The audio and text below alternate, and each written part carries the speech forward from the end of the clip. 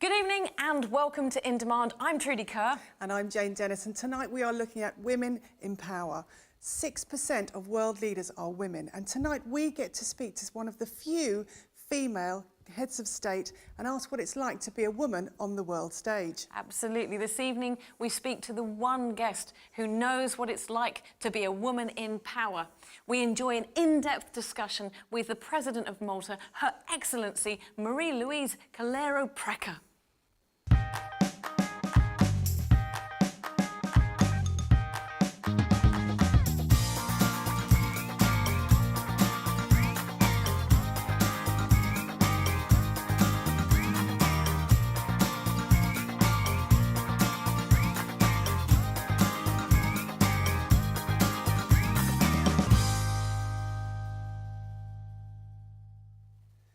Thank you so much for joining us, Your Excellency. We're honoured to have you here on a programme about women in power. Who better could we talk to? Thank you so much. Thank you. Absolutely. And I think, first of all, my first question is, so that we understand, what is the role of a president? Because I think we all think we know what a president does, but I doubt that we really do. To be honest, not even I never knew as much as I know now. Well, it looks, from the outside, looks very ceremonial and very rigid. But I have found out that the president's role can be quite flexible in terms of not just the ceremonies. That's only a very small part of the whole thing. But then there are quite a number of chores. Let me call them chores. That one has choice of word. With regards to, for example, legislation, I am advised with draft legislation, and then obviously through debating in Parliament at the end. Gosh. Yes, and after it's approved, I have to sign that legislation.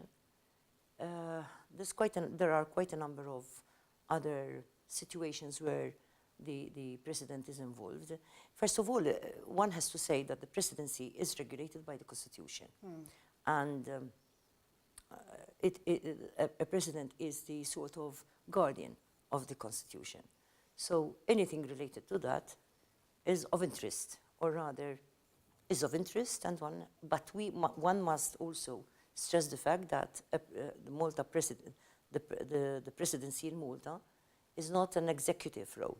So it is a non-executive role. So you sort of have to work in a very rigid frame. Yes. Sure. But then... But already you've mentioned a number of things that I hadn't even thought of. No. With regards to the constitutional sorts of things. It sounds like there's a huge amount of different And things. some of that is quite constraining. So some of it, ceremony, I would imagine, is quite fixed. The Constitution is fixed. You work within that. Yes. So how much... Rigid frames. Yes, really. yeah. But within that framework, how much do you get to influence or control the work that you do? Well, there is also this for me, very positive situation where you come to speak to regularly to the Prime Minister and the leader of the opposition. So these sort of discussions are very interesting, and also a president can also pass on her opinion.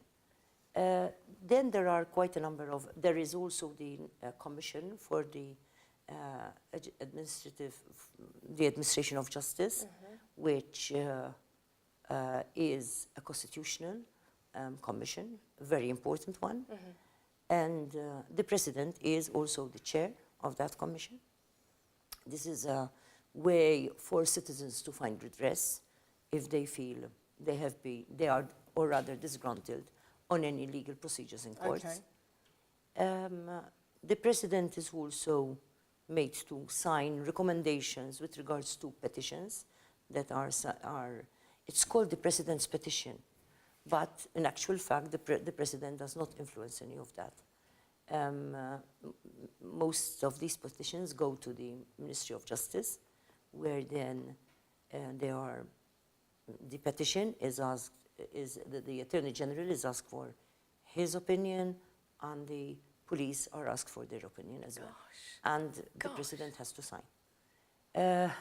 That's I quite a think lot the of presidency, responsibility, isn't it? a lot of Something- responsibility, but in actual fact, there's no execution in it. So there are other responsibilities for the president to sign things which come back, or rather go back to the colonial times. For example, with expropriation of land. This is a situation where the Governor General during colonial time was involved, and it has been taken on board as it was to present Right. times. So I could say, with regards to these rigid structures of the presidency, there should be a review of what a modern democracy, Okay. what sort of, I ask this all the time, what sort of presidency a modern democracy should have. Since I've been to the presidency then, I have also realized what a huge sort of moral responsibility a president can have. Gosh. And this is the reason that I have indulged into putting in place some structures so as the platform that the president can have within its rigid non-executive presidency, but can actually help with regards to the well-being of society. So one of the very first structures that I have put in place was on the 25th of June of 2014, a President's Foundation for the Well-being of Society, where we work in a two-pronged approach. On one hand, we get people together to discuss in 7 fora. In fact, during a whole year, we brought together about 2,000 people discussing issues of a great variety of issues, in fact. To be honest, I must admit that I have learned a lot Have you? about multi-society. I used to think, coming from a 40-year stunt in politics and Yes. being a doer people's person, Wow. I used to think that I knew That's so interesting. so much with regards to multi-society. But during this year, or rather year and a half into the presidency, I have realized that I really don't know that much. Really? So through these fora, we are learning a lot about the evolvement of multi-society. And through these fora, we are sort of, we're collecting the wisdom, the popular wisdom. So rather than starting at a place where you think you're going to do ABC, you're gathering the information from the people to Yes. make a decision about what Yes. you do next. And, from what is being said in these fora, then we have 5 research institutes, and we identify a number of issues where these 5 research institutes then really research and scientifically research. For example, about 10 days ago, we published our very first research on problematic internet use in Malta. We will be very shortly also publishing another research on early school leaving. Hence, in this way, we can bring together popular wisdom and also scientific research on issues. So it's a holistic approach to a problem or a challenge, and we can bring forward to multi-society recommendations that actually are coming from a bottom-up approach, but also have a scientific researches And is that attributed to. Is that all internal Maltese bottom-up research, or do you take data from other countries that have perhaps learned about some of It's this? focused on Malta, and that is very important because many a time one make comparisons, etc., and then maybe start to shift focus from the Maltese situation. Right. But we need to focus on Maltese situation if we really want to achieve full well-being for our society. Just to finish defining your role as well, there's also the charity work that you do as well. Yes, but that's another pillar of my work within the presidency. This President's Foundation for the Well-being of Society is a very new structure, and we're very much concerned with the well-being of society, but also the aim is to bring about active citizenship.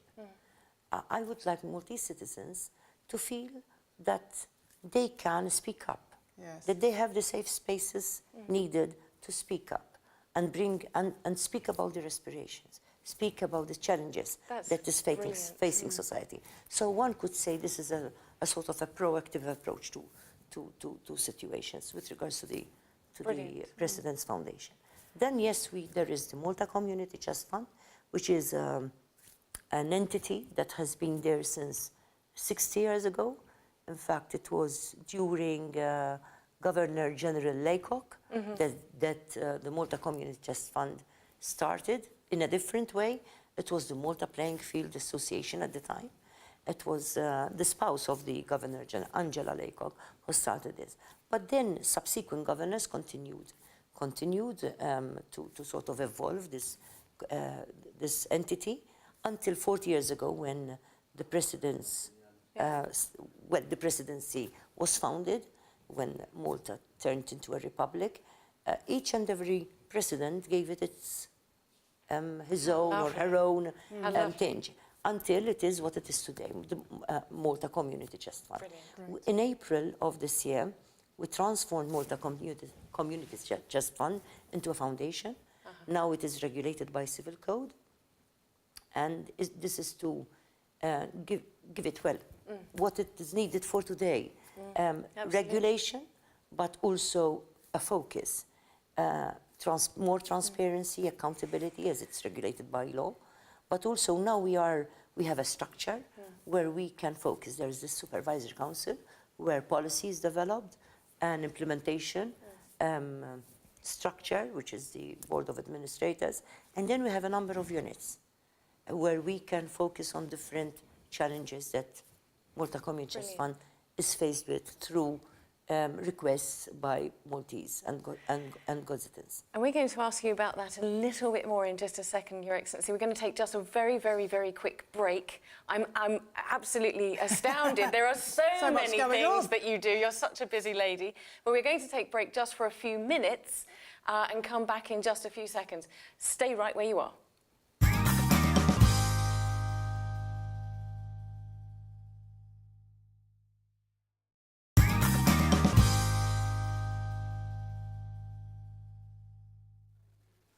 Welcome back to In Demand, where we are talking about women in power, and we have been joined by Her Excellency, the President of Malta.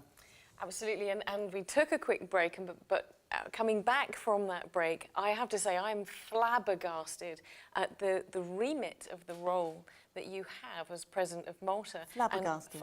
Flabbergasted. Great word, yeah. But not only, I mean, we touched on so many areas, but I know that you mentioned that there was another area we haven't even touched on. So what else is involved in your role? I have also established this President's Trust with the idea of introducing some programs for underprivileged young people. This is very similar to the Princess Trust that has been for about 40 years in England. I have my silver... Yes. Do you? Yes, I have my silver badge. Do you? I didn't know that. It is quite new, but we are, at this point in time, really into a number of projects, which hopefully, very shortly, we can... So is it based on the same structure as the Prince's Trust? Because I know from when I was a youngster, that was just the most amazing thing to be involved in. Well, it is not really as such, but obviously adapted to Maltese situation. Give us some examples of the Yes, for example, we are looking at projects with regards to community. Some communities that are underprivileged and very depressed areas, so that we can help out community. I believe very much in communities. There are so many resources in communities that can be actually organized, help out with situations that can actually, if addressed, give more meaning to a person's life. So we are also looking at certain situations with regards, for example, schoolgirl mothers. There's also a project which we are looking at and doing quite a lot with it, hopefully, again. Brilliant. These projects will come out very soon, and we can, well, feel very satisfied at doing something which is practical. So the President's Trust works on practical projects it's completely different from Malta Community Trust Fund helping out and assisting individuals with sickness and with disability, etc. And also very different from the President's Foundation for the Wellbeing of Society. So these are three pillars of which really have nothing to do with the strict structures within the Constitution, the constitutional role of the President. These are things you've helped to influence in personally to change. Yes, I come from this long experience of working with people, being with people. So obviously, every president brings in his, her experience. For example, Professor De Marco, coming from a lot of foreign roles, he brought in quite a lot of foreign-related situations, foreign affairs to the presidency. But there have been other female presidents, but mainly your predecessors have been male. Do you think there's something about being a woman that's helped you to choose the things that you thought of important and focus on? No, I think it's only the experience of one's life, you know. I mean, President Agata Barbara, who was the first the first female president in Malta, obviously brought in her own experience. It's not being female or a male. Maybe the difference is with regards to certain things which have nothing to do with the actual work, with the actual substance of the work that depicts a female from a male. For example, what you wear and how you present yourself. That's very different, I can tell you. I'm quite sure. That very nice jacket that we were talking about earlier. Well, I in actual fact, it was a big problem for me where to put my clothes, for example. So we had to take up a whole room for a wardrobe. I'd love that problem. I'd love the problem of where to well, it is a problem to me, I can tell you, quite expensive problem. Listen, it's absolutely delightful to hear all of the work that you're doing. And one thing that I'm dying to ask you is, how did this role for you come into being? As a young girl, did you say to yourself, one day I would love to be the president? Is it something that you had on your mind? Not at all, I can tell you. Not at all. I never saw myself as a president because I am a doer.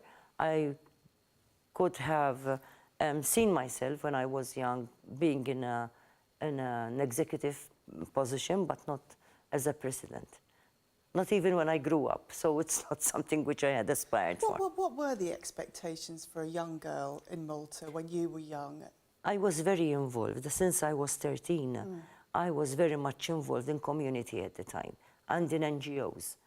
So, and then I was very much involved in students' councils and committees. But was that normal? Were other girls doing that kind of thing, or were you different to your peers? Well, with regards to the school I used to go, which was a girls' school, so it had to be girls to take up some roles.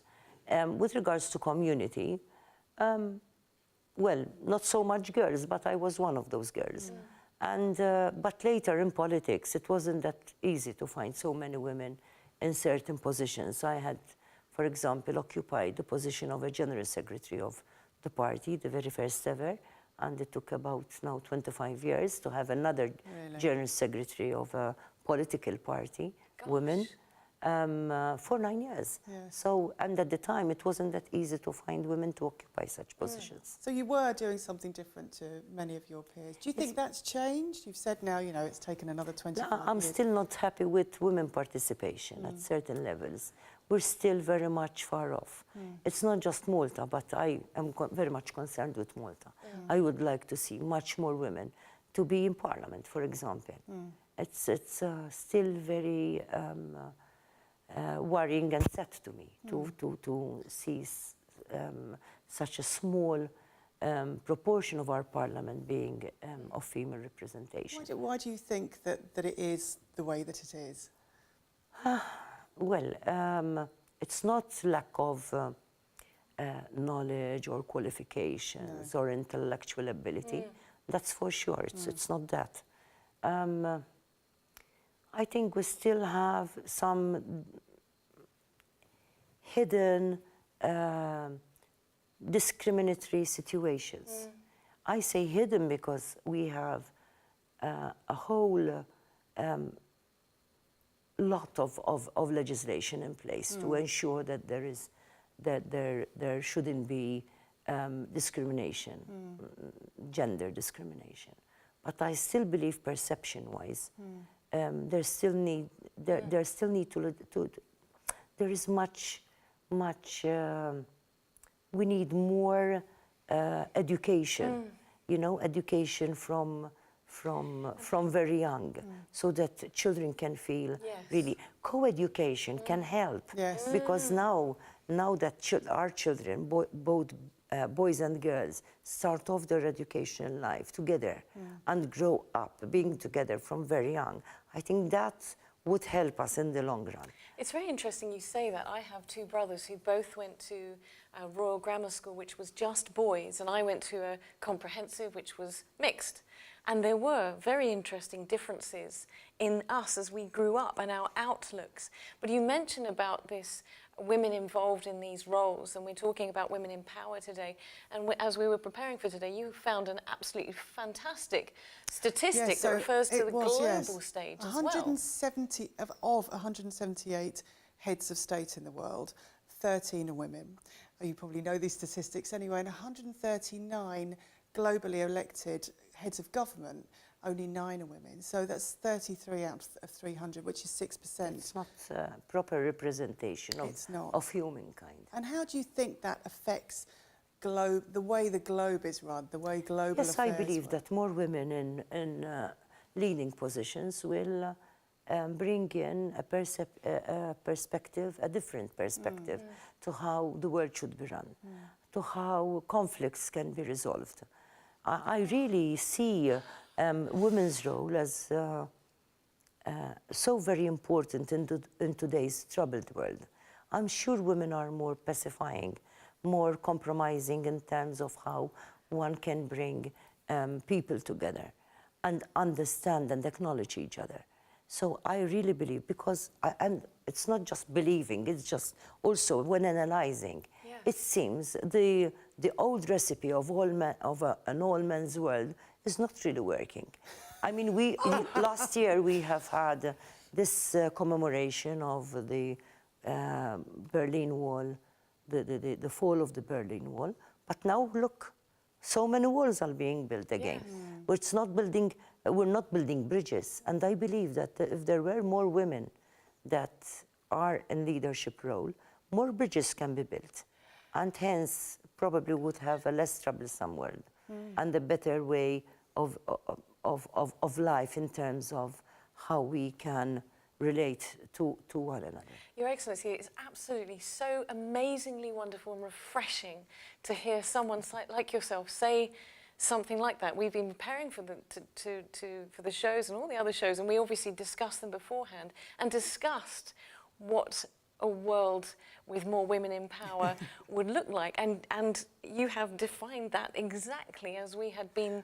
What I thought was quite interesting, though, is that there'd be less conflict. I was sitting here thinking my husband probably wouldn't agree with you when you were saying we're more pacifying. I don't want to generalise, and I'm not saying that every man goes out for... No, as in me, not being very pacifying in the home place. Well, but we tend to think of many situations which many a time most men ignore.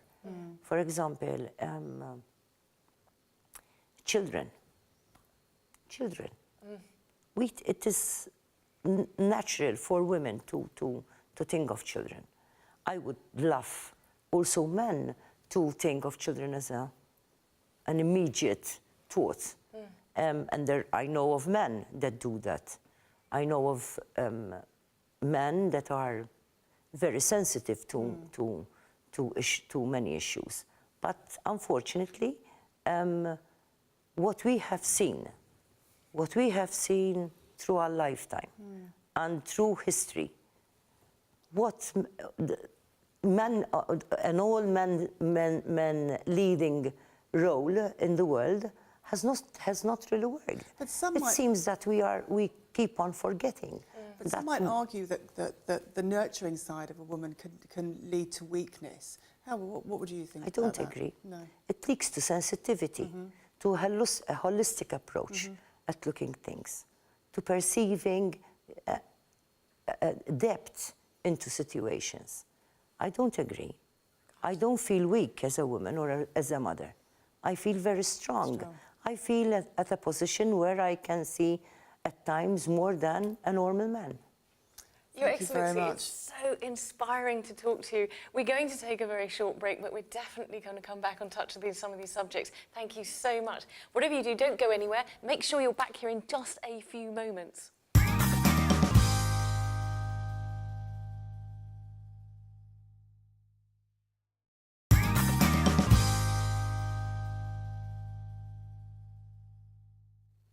Welcome back to In Demand, where we are talking about women in power, and we have with us Her Excellency Marie-Louise Coleiro Preca. Thank you for joining us. We are honoured still and having a fine debate about many topics, wide and varied. I have to say, I'm still smiling and beaming from what you have just said, because it's so refreshing and certainly and inspiring. And I have to say at this point, for young women as well, I have always been inspired when I was growing up by women in leadership who were really saying good things and leading the way in that too. So thank you very much for that.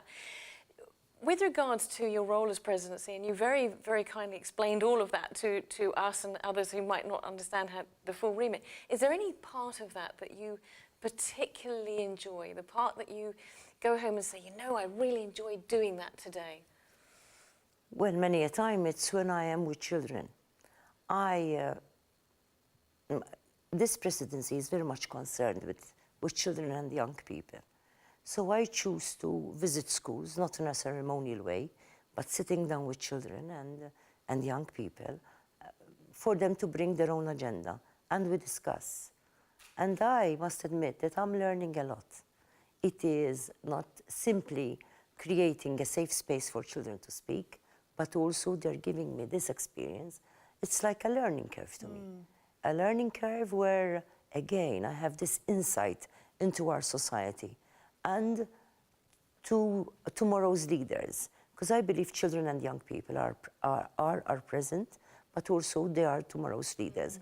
And we need to give them space where they can speak and be listened to, but not just listen to and act upon what we hear from them. Because we are duty-bound to prepare that society for them to lead tomorrow. So we need to really understand their aspirations. Many a time, I always used to think that I am very much, that even with my daughter, there's no generation gap, because I have kept myself so much abreast with people. But really, there is. Yes. There is. No, but Some thinking is different.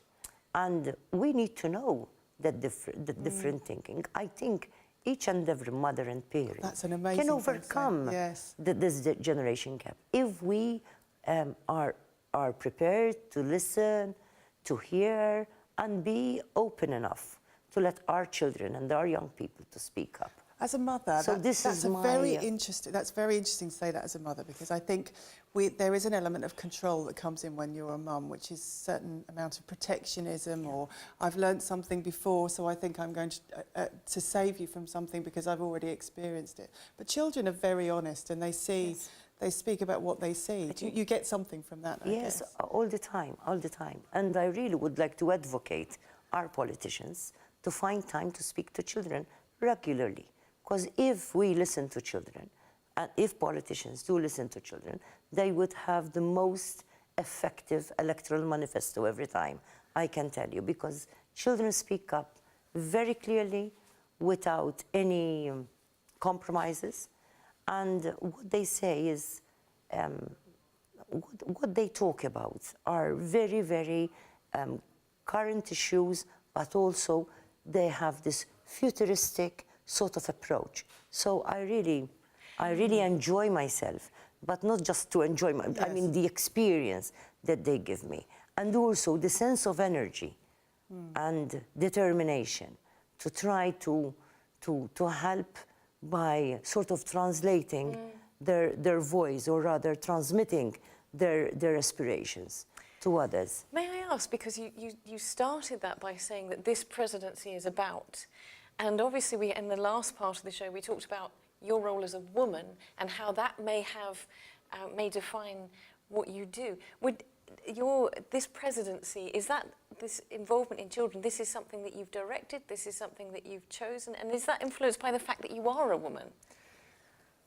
Well, probably, yes, this is something which I wanted to bring in the presidency, that children and young people are central to it, and that we need to be saying that we're not simply, stuck in an office, but go down to children, to streets, to schools, to communities, and let others speak. And let others speak. I really believe in a bottom-up approach to things. I have had this very, for me, very happy situation when I was Minister for Family and Social Solidarity, that we brought about this legislation for Children's Protections Act from a bottom-up approach where we consulted children and young people. I started off not from bringing the legal wizards around the table or the academics, but we went to children and young people to speak up about their experiences, what they would like to see better. So this is, for me, this approach is something which I truly believe in, and also it works. And from what you've seen with how other leaders work, is that something different that you've brought, that approach to how other people have got their information? I have met other leaders, and there are some who are very much people-centered, like me. For example, as we speak, my mind goes to President Gauck, the President of Germany. He's the type that goes to children and to young people and to people themselves and listen. In fact, I have had this opportunity of being invited for the very first time as President of Malta to the Ariolos group. Ariolos is a place in Portugal. It's from where the group started about 11 years ago. It is a meeting, an informal meeting of non-executive European presidents. Right. So, and I attended this in Germany in September. It was marvelous. I mean, we were 11 of us there, and we were discussing all sorts of issues, and most of the issues related directly to people's situations. So, were there any other female heads of state in this meeting? No, unfortunately not. And so, do you notice something that you bring to the table that's different? Well, I believe that it's not. I really believe that women bring in a holistic approach to a discussion. We have that depth. I don't know if it's because we have this value of becoming mothers. It could be that because I mean, the fact that for example, I am a mother myself, so I have had this unique experience of being a mother, and so. I don't know, but even in Parliament, many a time, during my experience in Parliament, hearing my women colleagues speak, even on the most technical of legislation, there's always this approach, a different approach. I do not want to sound I am a male chauvinist. I am not, but I want to stress that women's perspectives are very important to be there with men perspectives. There is, when we are not there in numbers, when we are not present enough as women, there's something which is lacking. Because I cannot think with a man's mind, and a man cannot think with a woman's mind. So we need to have both perspectives together so that we can really have a holistic perspective of things. So when you were sitting down with the other heads of state that you mentioned in September, and you were having these discussions, and they were very much, as you said yourself, concerned about community and people. What was the outcome of those discussions? What led from that? Yes, first of all, the networking exercise is very, very important. For even though all of us are non-executive presidents, but in our own right, we still can influence. So trying to understand each other's situation as 11 countries of Europe, the sharing of the experience is always very, very beneficial because it does not make us insular, it makes us more, again, holistic in our approach. And obviously, many a time, situations that arise in one country in Europe would affect in other countries in Europe, in our region, etc. So this experience is very important. Gosh. But also it's like sharing of not just the experience, but also best practices where you can have a further insight to situations being discussed. New ideas crop up because when one is stimulating, we stimulate each other's thoughts. So new ideas crop up. And also there is this sort of fraternal approach to things. So this is very, very important. We need countries to come nearer each other. And to bring countries nearer each other, people have to bring countries nearer each other. So it is, for me, even though we are non-executive presidents, it is also important to have this sort of networks, not just our governments, but also on the level of presidents. On a personal level, I'm listening to you talk about going and meeting other presidents and representing your country on a global stage, which not many of us get to experience, let's face it. Are there things that becoming president, and obviously you knew you were going to become president, are there things now that you miss about not being president? Some kind of anonymity, just being able to go privacy. And get your bread? Yes. If I had to say my being anonymous, I wouldn't have the opportunity to influence things which I would like to see being done better maybe in our society. But my privacy, yes, I do miss that. I do miss my family many a time because I derive a lot of energy and well-being from being with my family. I do miss that, yes. Of course. But not being anonymous. Anonymous, if I had to be anonymous, then I would do much less probably. Yes. Absolutely. Your Excellency, it's absolutely wonderful talking to you this evening. We're actually coming to the end of the show, or this part of the show. I know. I have to say, it's been the quickest show ever. It's been so, I feel, very inspired listening to what you've been saying. We're going to stay here because we're going to have a little bit more of a discussion that we'll have for Sunday night. But thank you so much, and thank you for your time and everything that you've said. Thank you very much. It's been an absolute honour and a privilege and very, very insightful.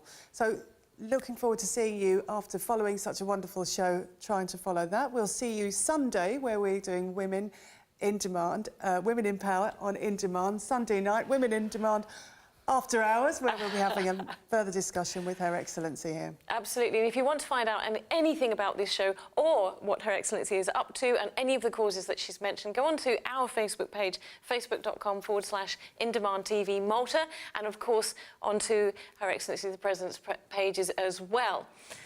Yes, this has been In Demand, Women in Power. What a fantastic show. We'll see you Sunday for Women in Power, In Demand after hours, and then next Friday. Absolutely. Good night. Good night.